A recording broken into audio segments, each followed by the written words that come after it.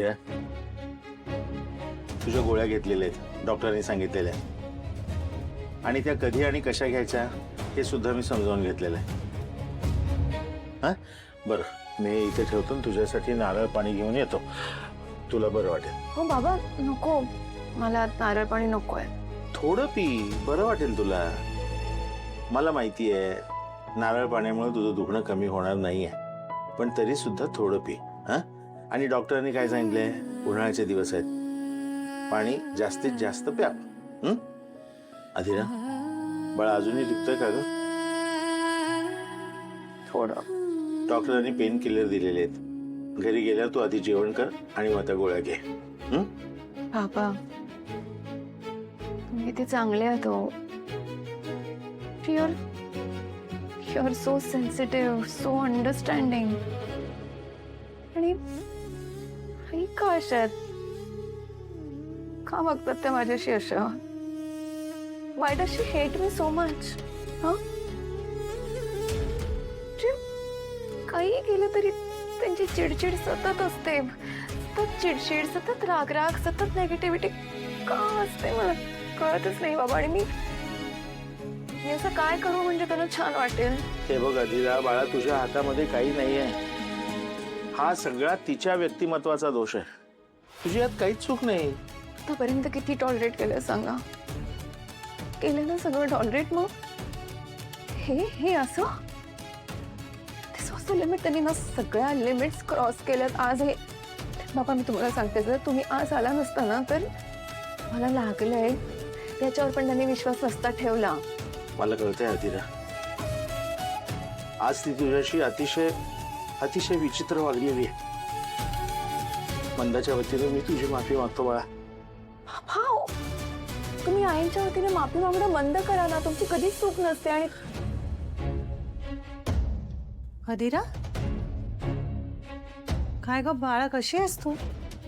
ते तू तू इथे? मीच सगळं सांगितलं तिला. खूप दुखतंय का ग? नंदू, डॉक्टरांनी सांगितले की हेअर लाईन फ्रॅक्चर आहे आणि हे सगळं पूर्ण बरं व्हायला निदान 1 महिना तरी लागेल. मला काय म्हणावं तेच कळत नाही Adhira. I am so sorry. ते बाबा काय चाललंय? तुम्ही दोघं का माफी मागताय? आणि तुमची काही चूक नसतानाही ज्या माणसाने मला सॉरी म्हणायला पाहिजे तो माणूस तर सॉरी म्हणतच नाही, अकाउंटेबिलिटी घेतच नाहीये. मग तुम्ही का सॉरी म्हणताय? बोला मंदाताई, कशी काय आठवण काढलीत माझी?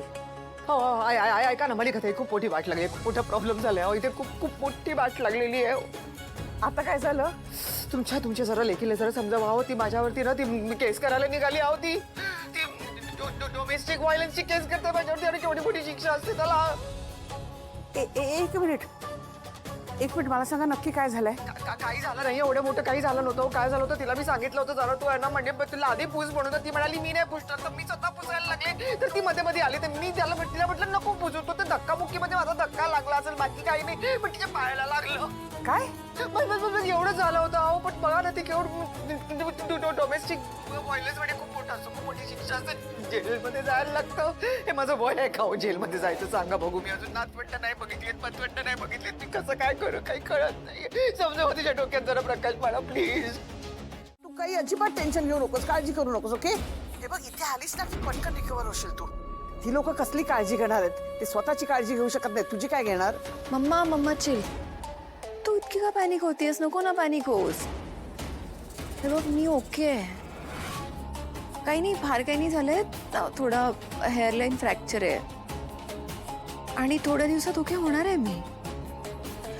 थोड्या वेळापूर्वी असं डोकं जरा फिरलं होतं, पण नंदुताई आहे इथे, त्यामुळे तिच्याशी बोलून जरा बरं वाटलंय. अच्छा, ओ स्वानंदी आहे का तिकडे? हो आहे. 1 मिनिट मी देऊ का? हां काकू, मी आहे इथे, बरी आहे अधीरा, तुम्ही टेन्शन नका घेऊ. बाकी आम्ही आता आहोत इथे सगळेच त्याची काळजी घ्यायला. बरं झालं तू आहेस ना, माझी काळजीच मिटली आता. हो काकू, आम्ही जे डॉक्टरांनी जे सांगितलंय ना अगदी सगळं तसं फॉलो करतोय. त्यामुळे तिची कशी काळजी घ्यायची ह्या सगळ्याचा विचार करूनच वागतोय आम्ही. या मम्मा. काळजी घे हा बाळा. Yes mom, you don't worry. Okay, take care बाळा. या बाय. बाय.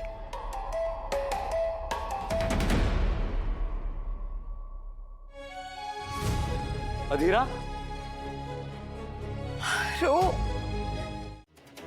सुनेवरती अत्याचार, डोमेस्टिक व्हायलन्स पर्यंत गेली गोष्ट. नाही, त्या बाई विचित्रात आपल्याला माहितीच आहे की, पण हे जेव्हा सगळं घरामध्ये घडत होतं तेव्हा घरातली बाकी मंडळी काय करत होती? त्याचीच भीती वाटत होती मला, सतत वाटत होतं काय ना काहीतरी होणार आहे. अधीरा तिथे सुखात नाहीये. डॉलचं लग्न झालं ना तेव्हापासून मला वाटायचं की माझी डॉल मनापासून तिथे सुखात राहावी, छान राहावी, तिचा अपमान होऊ नये, तिला त्रास होऊ नये, तिचा छळ होऊ नये. पण नाही नाही, ज्या गोष्टीची भीती होती ना तेच झालं. आपण आपल्या डॉलला प्रोटेक्ट करण्यातच कमी पडलो समोर. नाजूक पोर माझी, तिथे काय होत असेल तिचं. अरे बघ ना, आपण कधी चापट मारली नाही तिला आणि त्याने तिचा पायच मोडून ठेवला. नाही नाही, आपण माफ करत राहिलो ना त्यांना, म्हणून हे होत आहे. मला ना आता काही सुचतच नाही काकू, खरं सांगतो. जोपर्यंत मी आदिराला प्रत्यक्ष माझ्या डोळ्यांनी बघणार नाही ना तोपर्यंत मला काही सुचणार नाहीये. हे चल ना संतोष, चल ना, जोरात चालव ना गाडी. तुला तर वेगळं सांगला बाय.